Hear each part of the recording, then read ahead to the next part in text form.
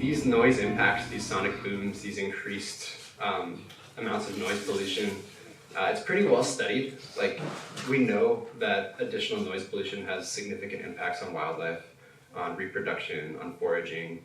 There are studies that show that Air Force overflights affect the physiology of whiptail lizards. It makes them nervous, so they can't forage.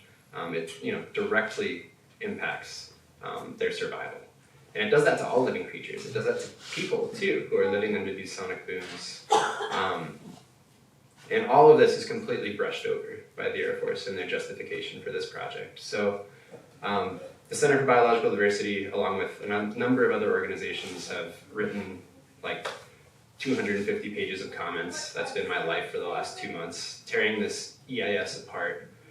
We are ready to sue them. We're ready to litigate over this.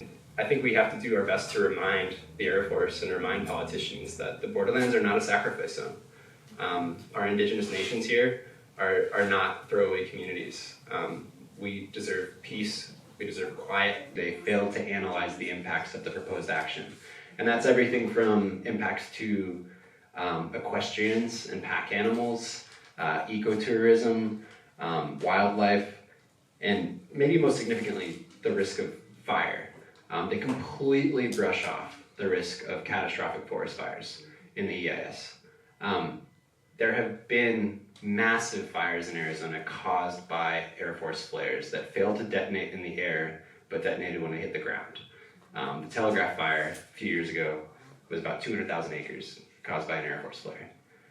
There was another instance of a woman outside of Superior picking up a flare that was unexploded. It exploded in her hand and burned 65% of her body. People are invested in this, and when specifically politicians see that we have thousands and thousands of their constituents who care about this issue, they're more inclined to take a stance. So we have done a lot of work to get the New Mexico senators on board against this project, and they've come out against it. We've gotten congressmen making statements against this project, and that is important. So every comment does matter. And additionally, we've worked with all these different groups to file hundreds of pages of technical comments opposing their EIS. So yeah, the comments absolutely matter.